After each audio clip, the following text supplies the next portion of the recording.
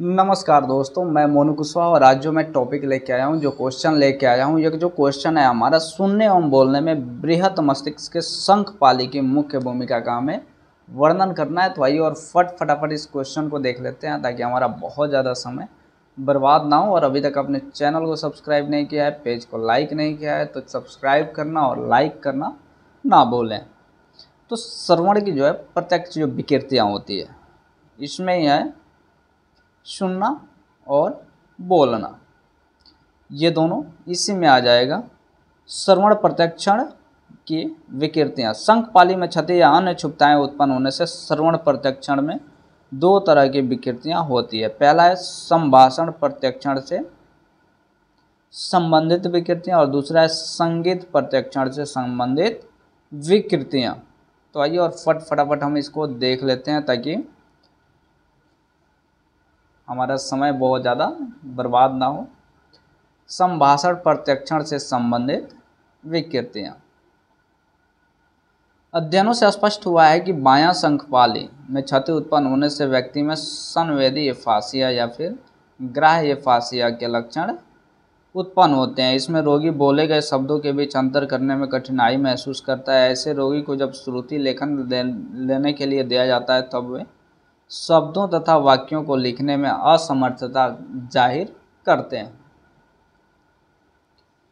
परंतु जब उन्हें देखकर नकल करने के लिए कहा जाता है तो वैसे करने में सफल हो पाते हैं। इसके अतिरिक्त कुछ व्यक्ति में श्रवण एवं ध्वनिक एग्नोसिया का लक्षण भी देखने को मिलता है। वल्स के अनुसार इस विकृति का जन्म दायां गोलार्ध में क्षति के फलस्वरूप होता है। इसका रोगी अशाब्दिक आवाज़ों तथा पर्यावरण के विभिन्न आवाज़ों के बीच अंतर कर नहीं पाता है। जैसे एक रोगी बिल्ली की आवाज़ तथा चिड़िया की आवाज़ में अंतर नहीं कर पाता है तो वह ध्वनिक एग्नोसिया से ग्रसित हो जाता है। वल्स के अध्ययन से स्पष्ट हुआ है कि जब रोगी में उच्च शंख गाइरस जो बायां गोलार्ध के प्राथमिक श्रवण कॉर्टेक्स के नज़दीक होता है में क्षति उत्पन्न होती है। एक मनोवैज्ञानिक थे ल्यूवर, लैकनर थे, उन्होंने अपने अध्ययन के आधार पर बताया है कि बायां शंखपाली में क्षति उत्पन्न होने से व्यक्ति जो है बड़े समय के अंतराल के बाद भी क्लिक की दो आवाज़ उत्पन्न करने पर उसे एक ही समझता है। इतना ही नहीं, यदि उसे पूछा जाता है कि दो दिए गए श्रवण उद्दीपकों में पहले किसको उपस्थित किया गया है तो वो सही नहीं बतला पाते हैं। इसका मतलब है कि बायां शंखपाली में क्षति उत्पन्न होने से संभाषण से होने वाली परिवर्तनों का उचित ढंग से विश्लेषण नहीं कर पाते हैं। इसके अलावा जो हमारा दूसरा ये था संगीत प्रत्यक्षण, यानी जो सुनने से जो प्रत्यक्षण है उसके बारे में। तो आइए और देख लेते हैं इसको भी। शंखपाली में क्षति उत्पन्न होने से किसी तरह की क्षुब्धता होने से व्यक्ति जो है संगीत का जो प्रत्यक्षण ये ठीक ढंग से नहीं कर पाता है। यानी कि ऐसा कहा गया है कि अगर आप किसी भी चीज़ को, खास करके जब प्रकृति में आपने जन्म लिया है तो सुन नहीं सकते,